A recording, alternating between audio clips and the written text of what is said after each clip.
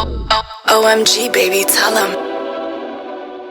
Hey there, welcome to Powered by Backers. I am joined here by Ross Hill. Ross, thank you very much for joining me.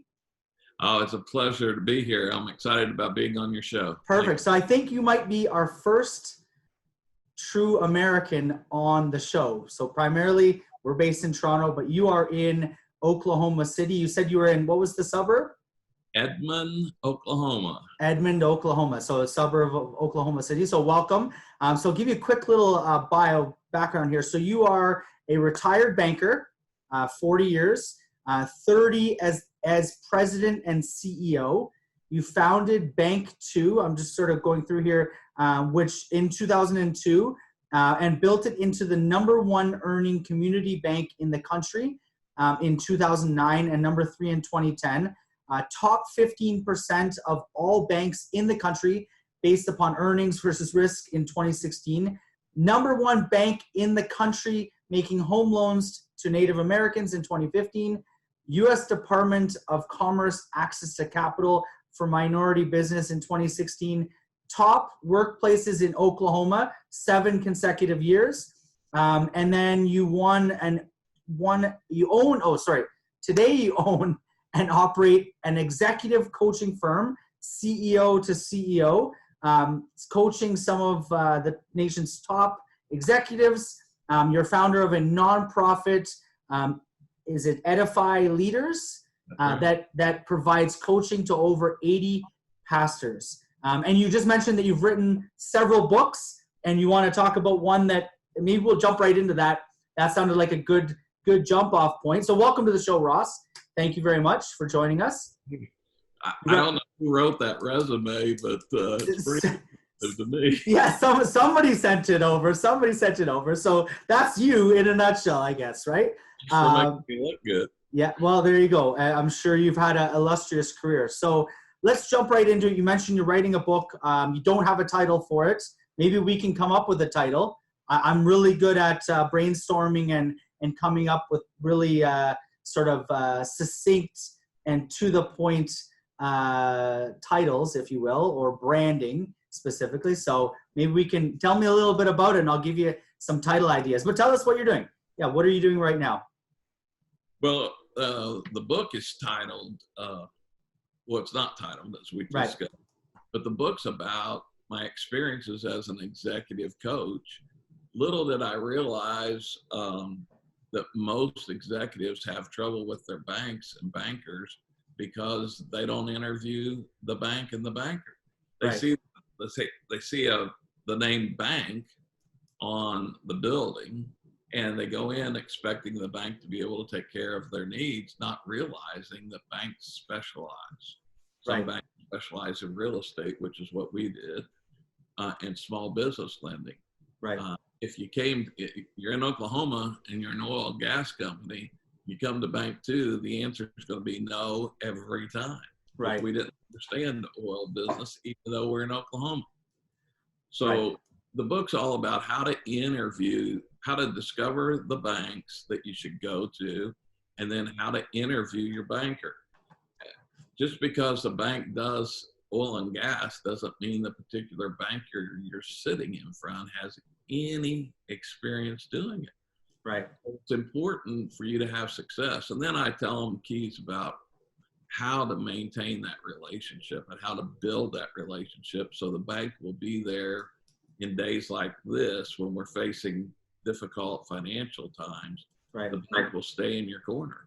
And there's certain principles to do to keep that to happen. Yeah, definitely.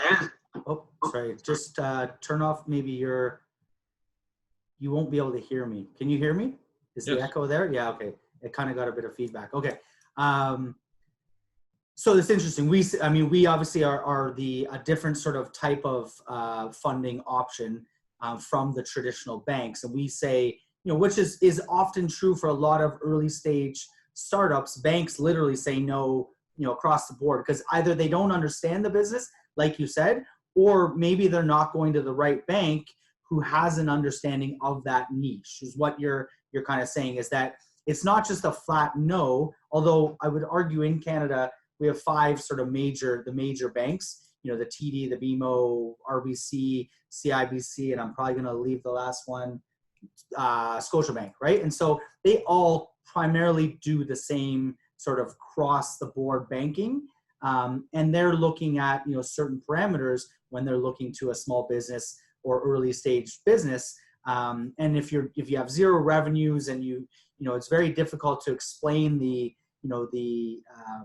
the market that you're getting into or the business you're getting into, they're pretty much going to say no. But I agree with you, smaller, more localized, more community banks that have a focus on a specific sector would be a good option. And I mean, I'm not against banks at all. I mean, I think the first stop should be to go to your bank to get a, very favorable, loan or some sort of debt product at a very favorable interest rate, right? I mean, that's probably step one, right? I mean, but then unfortunately for a lot of these small businesses, even if they go to those local community banks or those, those sort of niche banks, they're still not going to get the approval. So I'll ask a different question, maybe to that point. What are some things that you would suggest people if they are interviewing their banker? What are maybe some questions they might want to ask? Like, I mean, I'm off the top of my head, I would think, are you familiar with this industry? Might be question one. Like, are you familiar with what we're doing, right? Would be maybe question one, as you're alluding to, right? Absolutely. But, a lot of bankers are going to lie to you. Oh, yeah, we do that. Yeah. Because they don't want to admit that they're not, and they're looking for a good loan. And they want your business, right? If it's possible, right? Yeah. But I like to ask questions like, well, what's your experience level on this? How many clients do you have in this industry? How much money have you personally loaned to companies in this industry? How long have you been doing that? Personal questions about their abilities. They want to know everything about you. Right. I mean, you can flip the script a little bit, right? Yeah. Flip the script a little bit. Yeah. Absolutely. Okay. And so just really asking them questions, almost putting them a bit on the hot seat, right? So you're not, and then like, would you encourage people to maybe source out multiple, like what would be the number? I mean, I think I know the answer to the first question, but would they go look at multiple banks, and, how many banks do you think they should, approach, to sort of get a feel for whether or not people are actually going to, give them the loan or not, or if it's even sort of going to qualify? Like, where would you, what's sort of that number? Is there a sweet spot, or? That's a great question. And really today with the internet, it makes it a lot easier. Right. Get on the internet and actually look at each of the banks you're interested in and get a feel for whether they are mentioning your specific industry or not on their websites. If they are, that's a bank worth pursuing. If they're not, it's probably not a bank worth pursuing. Right. So you can kind of screen out the ones you'd want to go to. Also, looking, just Google and look at their news releases. A lot of times there'll be news releases and photos of different things they're doing. You get a feel that way. It probably in an hour or so, you can narrow down using the internet where to go. Right. And then ask some of your friends, ask some other business owners where they bank in the community or in that market, right? Yeah. What kind of experience are they having there? And you're looking, your clientele that you were mentioning, you're looking for entrepreneurs in banking, and there's a bunch of us. Right. There's a lot of people that are looking for a way to make money in niches today to compete with the big banks, because the big banks are sucking all the life out of the little banks. Right. So they've become niche players, and they're real interested in particular areas of business. You find those, then you start interviewing the banker. Right. What, and get like just rough number, like, are we talking 1 or 2, 5, 10, 20 plus? Like, where do you, obviously you stop when you find a yes, but potentially, or banking hat, I want all your business. Right. Okay. But honestly, a client really needs to have 2 or 3 banks. Okay. That they have relationships with. Okay. So that if a bank decides to pull out of a particular market, they have options. Right. If they're starting from ground zero, their options are limited. So Right. it's always good to have relationships. Sort of keep your doors open in a couple different places, right? Your fingers in a couple different pies. Opening an account and taking a banker that you're not using a lot to lunch occasionally, time and money well spent, because someday you may need them. For every business owner, capital is our lifeblood. Yeah.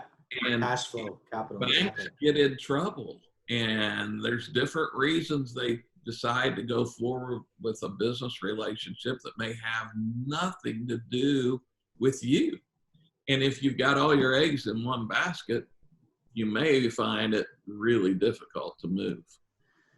That's interesting. So let's. I mean, a lot of the audience, I'm not going to lie, are primarily Canadian. So I think this is actually going to be interesting for a lot of us. And we're going to be, in the near term, expanding into the U.S. market.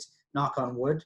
But what it sounds like, and I mean, I have a sort of a very surface level knowledge of this, but the U.S. banking sort of sector consists of, obviously you've got the major players, but a large number of smaller, more like we talked about community localized banks. Tell us a little bit about that banking system. Like if you live in Oklahoma City, let's say, or Edmond, Oklahoma, how many bank options do you have? And sort of, are there different tiers? Like we've got sort of the tier one, different sort of tiered banks. How does that work? What does the banking system look like in the US? Maybe, and I'm not going to ask you to speak to the Canadian market. You might have some knowledge of it, but more so the US market. Yeah, sure. And I've got a general knowledge of Canadian, so all my comments will be There's about 5 banks. That's pretty much it. You got maybe the 6th national bank, and then you've got credit unions pretty much. That's kind of the gist of it, right? So in Edmond, Edmond's about 140,000 people. Okay. Suburb, you can't tell when you leave Oklahoma City and you get into right. Edmond. But most of the major banks that exist in Oklahoma are in Edmond. Oh, really? Okay. Branches, Bank of America, Bank of the West, banks Citigroup, Citi, Chase. They're all.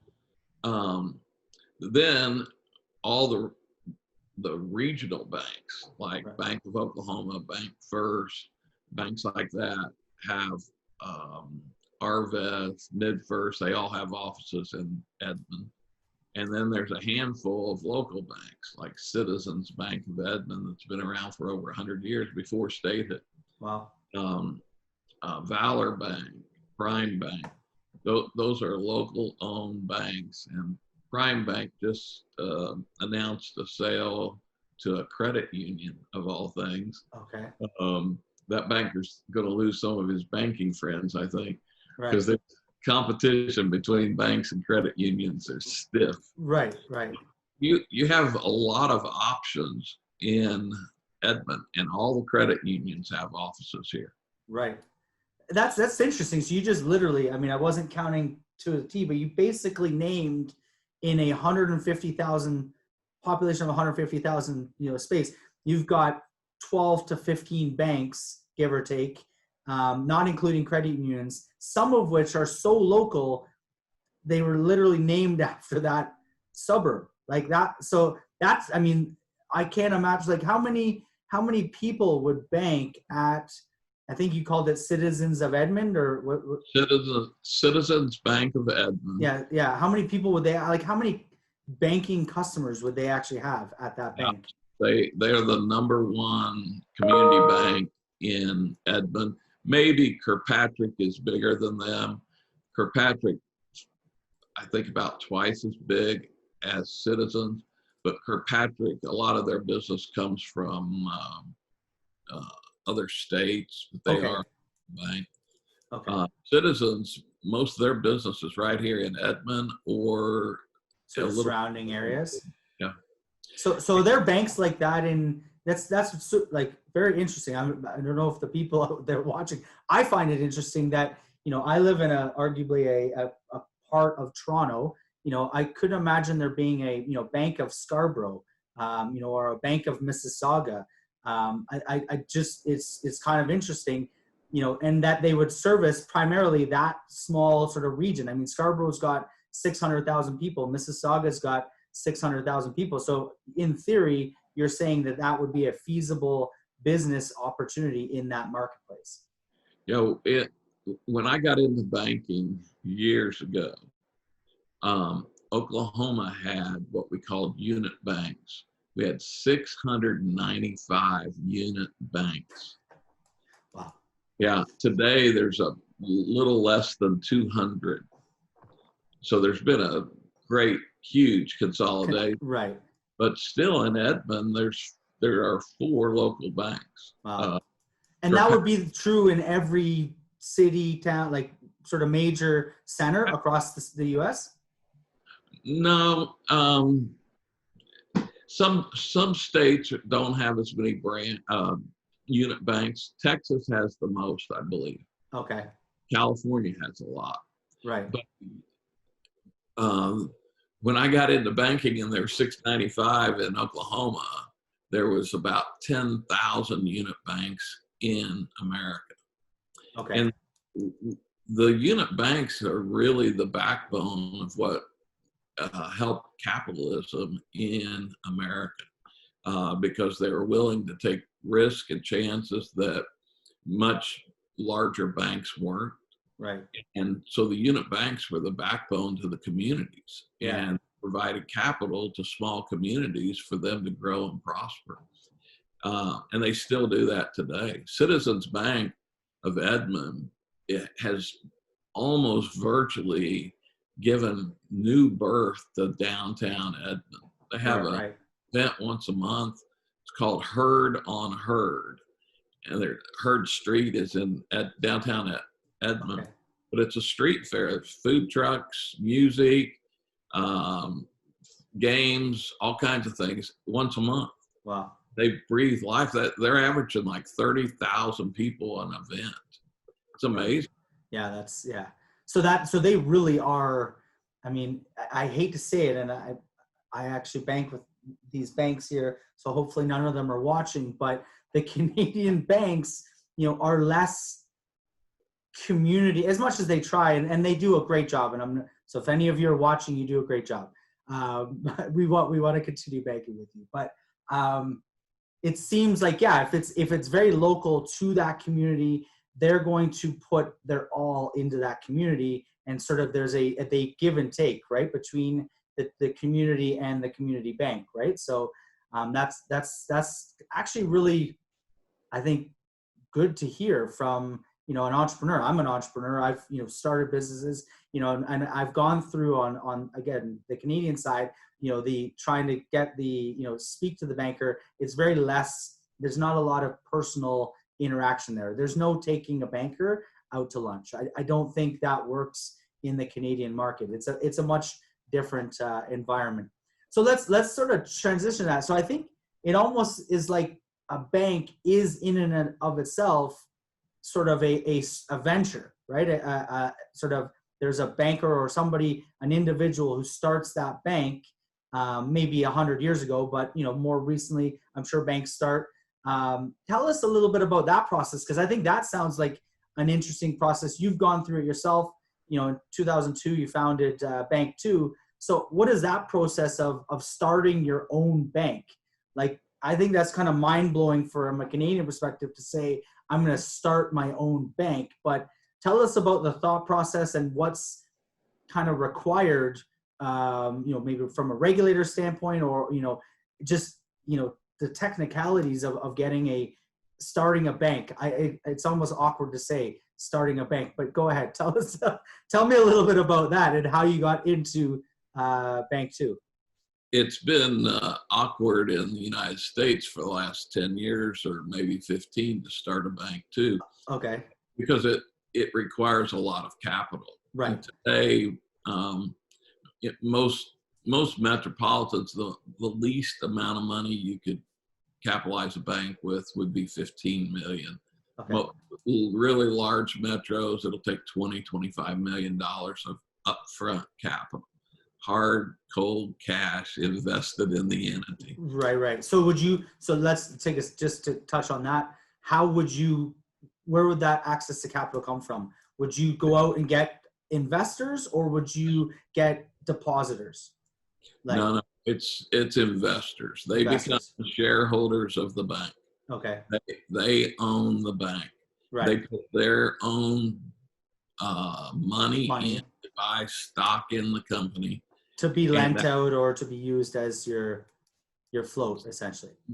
It becomes the capital of the bank. Right. And today we're increasingly being held accountable to have much higher levels of capital. They want us to have 10.5% primary capital this year in all banks. It used to be you could have a bank with 6% capital.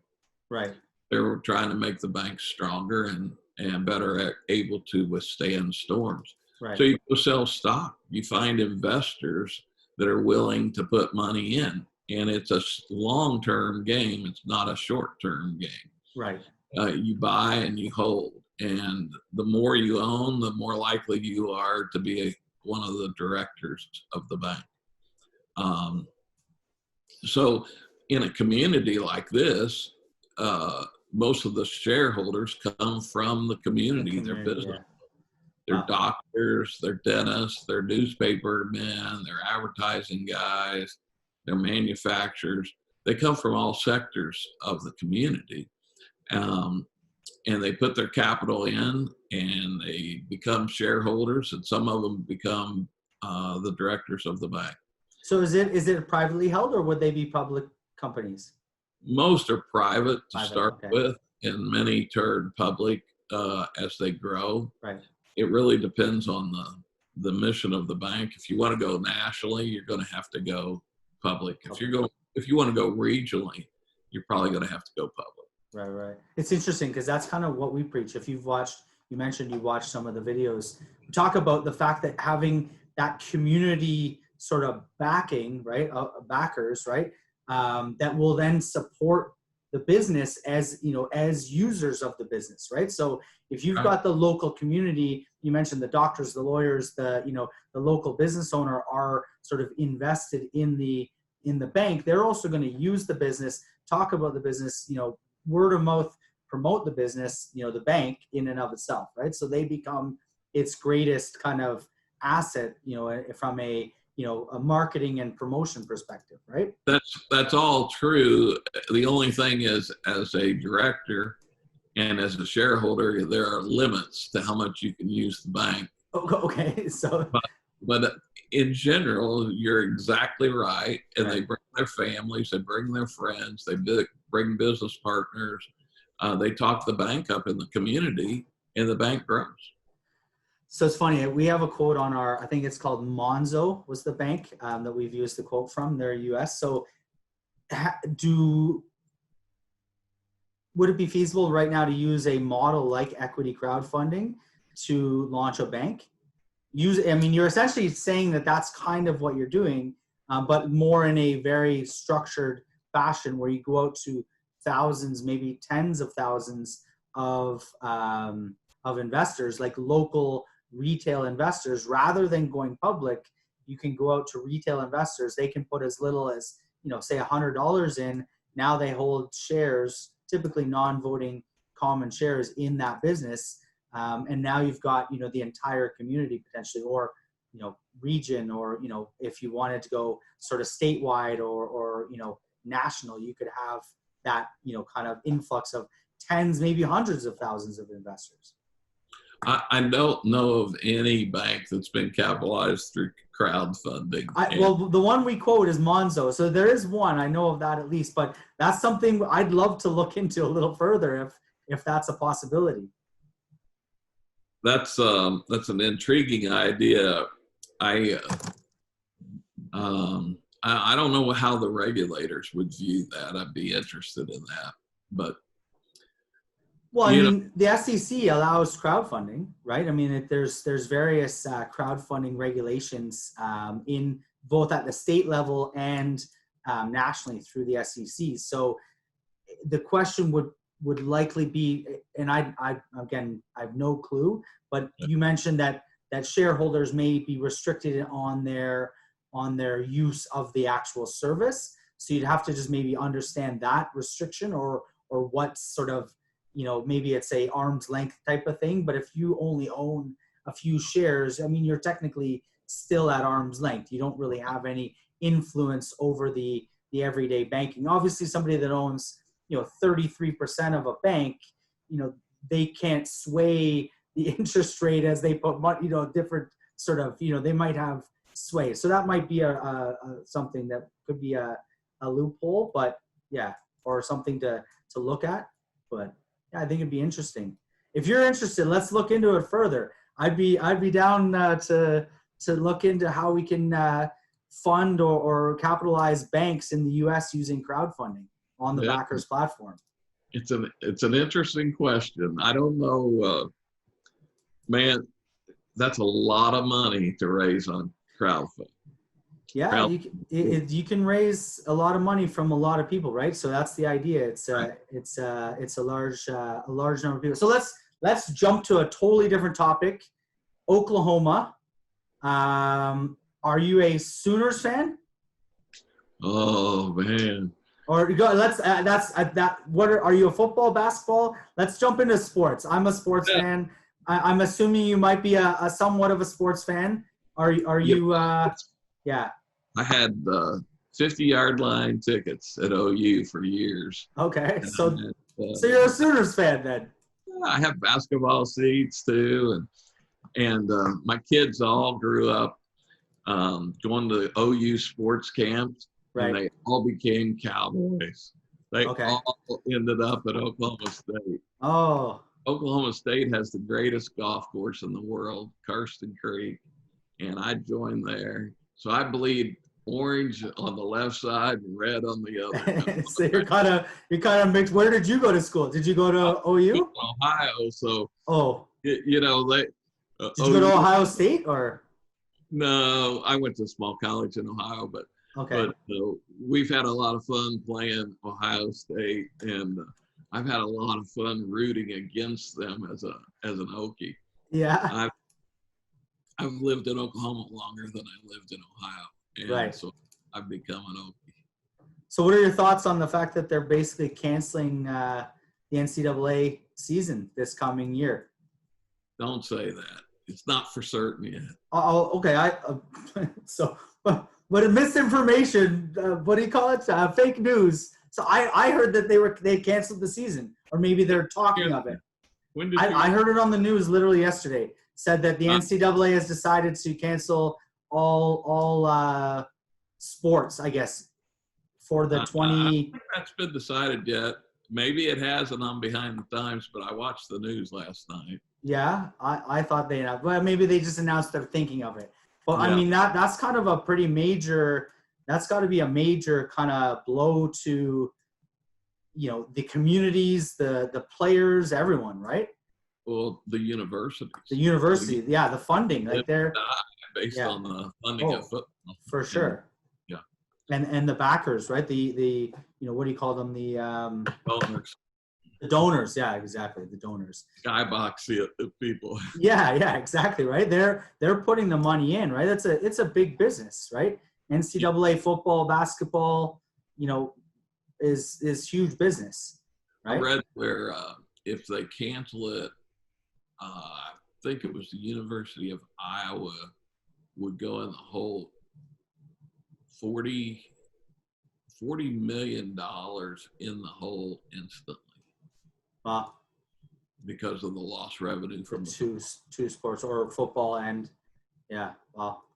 And that, I mean, this is sort of, we use the term here, collateral damage. This is kind of the collateral damage of COVID, is that, sure. And I don't want to get political on here and rustle too many feathers, but there's a virus, or there's a risk there, but the effects of everything that's happening from the reaction to that, I think, will far outweigh the effects of the virus itself, right? The collateral damage will be significantly greater than the, and yeah, people say, well, do you want to just, let people die? It's like, well, I mean, I get there's a mix, but, I think there's maybe better ways to go about it. What are your thoughts? I mean, as an American, we're Canadians, we see, from a distance, we see it through the TV, what you guys are doing, but like, what are your thoughts on all of that? I guess let's get a slightly political. If you're the person dying or you have a relative dying, it's catastrophic, and I feel for all of those people. Of course. But the truth is that the vast majority of people that get this disease do not die from it. Right. They recover. And they fully recover. And I think we went too far to shut down the economy like we did, but we didn't know. Now we know. And we have to reopen. We have to get people back to work. It's the devastation of people not working is huge. And you're seeing it in all kinds of ways, including a lot of the rioting. I think a lot of that's coming out of frustration, out of not being employed, out of lots of other things, not what the news media has been saying it's about. And when you socially distance yourself, there's all kinds of psychological factors that come to play. Right. You get lonely. You get stir crazy. Yeah. And we just went too far, and now we're trying to turn it back around and turn it back on, and we're having a lot of success. People are talking about it's spiking. It's true, there is an increase in cases reported, but there's not a dramatic increase in deaths. And there's an increase in hospitalizations, but there's not a huge increase in critically ill people in the hospitals. Right. We have, in Oklahoma, we have 5,000 critical ill beds available. And I think last night they said we have 492 people in hospitals. Sorry, so 500 out of basically 5,000. So 10% capacity right now. So there's room, right? There is, but they didn't say how many were critically ill. I had two friends that had been admitted to the hospital. They told them they'd be in there for 4 days to monitor how their major organs were responding to the medicine. Right. They put them both out in 4 days. Right. And that's fairly routine. I have one of my clients' wife has had it, and she's been at home the whole time. Right. Not necessary to be in a hospital. Right. So there's full gamut, and we just went too far one way, and now it's how do we come back but not go too far the other way. Right. Yeah, I mean, I agree. I think hindsight's 20/20. I think they maybe overreacted to just shut everything down, like worldwide. I think that was a, maybe slight overreaction, but based on maybe the statistics they were looking at or the projections or whatever, it maybe, according to some, warranted that. I don't know. I wasn't in those, war rooms, and making the decisions. I know we went to Cuba for March break against all, better sort of judgment from everyone else. We went, came back, had a great time. I know you guys aren't allowed to go to Cuba, but it's great down there. It's like the Mexico without Americans. So it's less congested, if you will. Everybody wants to find fault, and I would not have liked being the person making the decision. Not at all. And that's the thing. Like being on the committee if there was one to make the decision. Right. It's because it's a very difficult decision. It's sort of like do you let grandma die, or do you shut down the economy or the whole world?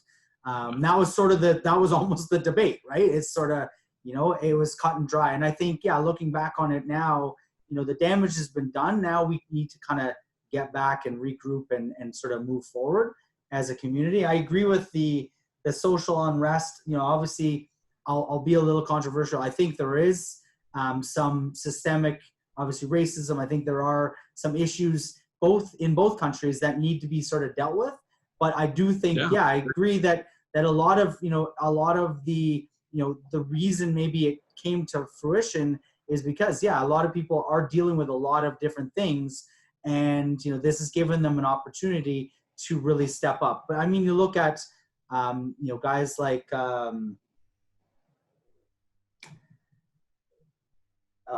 anyways, people that have sort of sparked the controversy a few years ago. Different people that have kind of come before this time right now.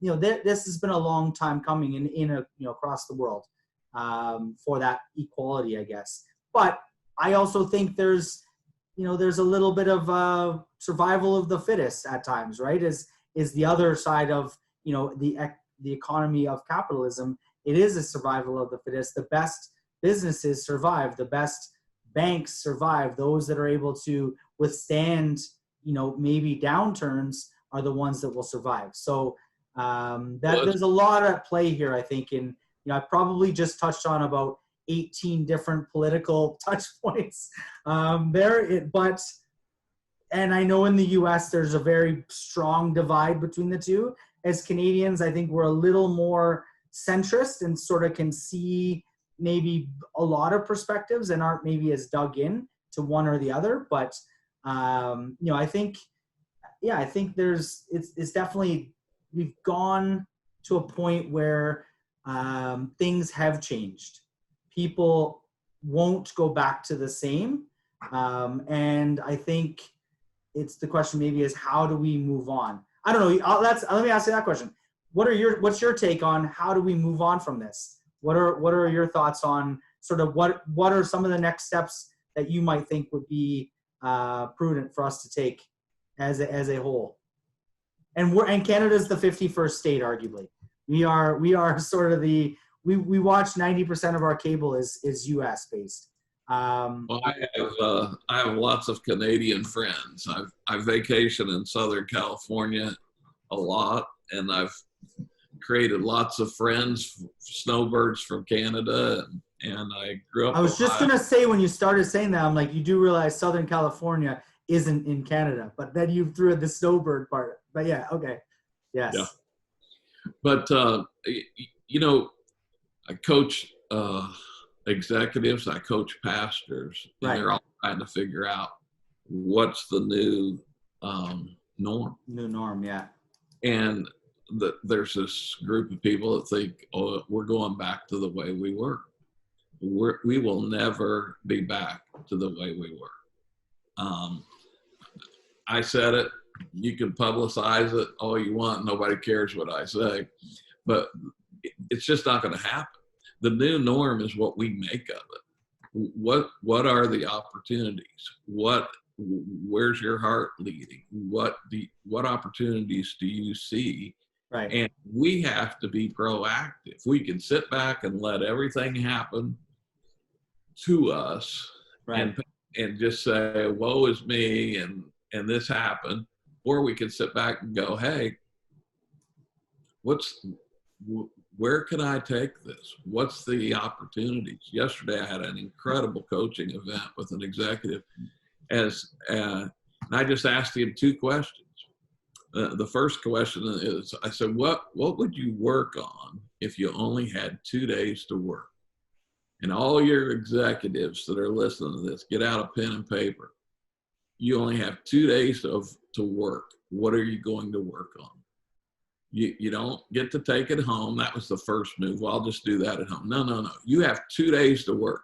Cut it out however you want. You got 2 days. 2 days a week or 2 days? 2 days a week. What are you going to work on? Right. So prioritize, basically. What's top priorities? Yeah. And this guy started thinking about, well, I don't have to do that. Joe can do this. And, most executives are doing things that other people in their company have the ability to do 80% of it. give it to them. What's the matter with you? Clean your plate. You're the visionary. You're the leader. Quit working so much in your business and work on it. Right. And so, he put a list of 3 or 4 things he was going to do in the 2 days he gets to work. I said, great. Are you satisfied with that list? Yeah. Are you sure that's it? Yeah. Today, I'm sure that's it. Okay. Then I wrote the next question on the whiteboard. Now you have 2 hours a week to work on. What are you going to work on? Right. The third thing on his list is what he's going to work on in the 2 hours he has now. Going like, how'd that happen? And this exercise is really helps you really concentrate on what the leverage point is. Another way of looking at it is, have you sat down and figured out where your revenue comes from? A lot of guys spend 80% of their time working on 20% of the revenue, right? Instead of figuring out where the bulk of the revenue comes from and spending their time there and learning how they can maximize that opportunity. So for me, it's a little scary for my clients. It's a little scary for me too. I got 2 businesses I'm running, a nonprofit and a for-profit. Right. The opportunity's huge. What works, what looks like it's going to work in the future, and be willing to make a mistake. Right. When I started Bank 2, it wasn't all easy. Right. We made some mistakes along the way. Oh yeah. You did. Yeah. But you just keep driving, and you make yourself what you want to become. We became a niche player. We beat Wells Fargo and Bank of America at making loans to Native Americans, because I found out they had the least amount of home ownership of any segment of our society, and I thought we could do something about it. Right. We remade our future back in 2004 is when I really got into that business. It's no different today. Yeah, we've got COVID, things have changed, but there's opportunity in the middle of it. Seize the moment and go for it. And don't be afraid to make a mistake. Yeah, no, my last question is usually, what's one piece of advice that you would give to an entrepreneur? But I think you just gave it, right? Carpe diem, seize the moment, seize the day. Okay, so don't be afraid to make a mistake. Yeah, exactly. Make mistakes and learn from them, right? I think that's also key, is when you make the mistake, acknowledge it and then learn from it, and sort of, lessons learned, as they say, right? Mistakes made, lessons learned, moving on. The most learning I ever get comes in the mistakes. Right. That you forget when you have all the easy stuff, the victories, you kind of get hung up in the euphoria. Right. You don't forget the pain of the mistakes. You learn from those. Yeah, definitely. You touched on another point, and actually I'll freely admit I struggle with this probably the most of anything as an entrepreneur, is the ability to delegate, or the ability to relinquish certain tasks for fear that I mean, my biggest fear is they don't get done, or that they don't get done maybe in the way that I envisioned them to get done, right? I mean, give me a piece of advice. Like you mentioned writing down. That's actually a really cool tactic. I might try that on myself after this call. But what are some things that you would like? How would you prioritize those things, or is it individualized where they have to prioritize it themselves? Or what are some like parameters around that? Yeah, it's totally individualized. Right. Yeah, your board's going to be different than mine, and it's going to be different. You got 3,000 business guys. They're all going to have different boards. They're all going to have different lists. That's the uniqueness. Yeah, that's the power of it. What do you do, and what do you do well? This idea of delegating, I want to come back to that real fast. Okay. They're not going to do it the way you want it done. Does it matter? Ever? Like, is that just lesson learned, mistake made for you? They'll never do it the way you want it done? if you got core values for your company, right, and they operate inside the core values, what do you care how they get it done? So long as it gets done and it's inside the core values. right, And if there's something that you want them to make sure they do a certain way, tell them. right, Hey, when it comes to this, I want it done this way, and let them go. You know, we tend to want to control and we constrict, and then people leave our organizations because they don't feel like they're of any value. right, Let them go make a mistake. You go over it, you debrief it, what went right, what went wrong. Don't ever do this again or I'm going to kick your butt and fire you. If right. you did, well, okay, they go learn. And they get better and they get better. And you get freer and freer to concentrate on the big moves that can make lots of money for your company, for yourself.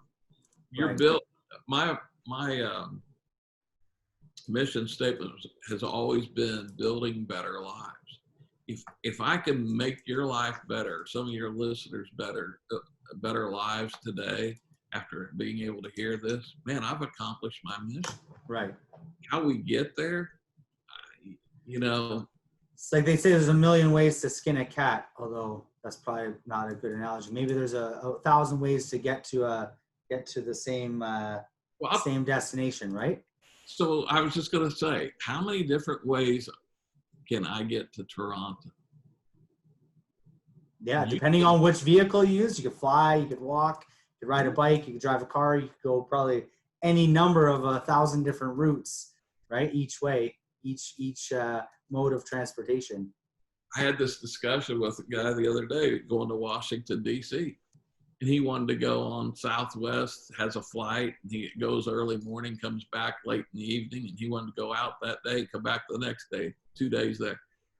And I said, well, that's great. I'm going to fly to, that goes into Reagan. I said, I'm going to go to Baltimore, Maryland, because I'm going to take a side trip. Well, he didn't want me to go on a different plane. I'm like, what do you care if I'm there at the same time? Are you serious? Yeah.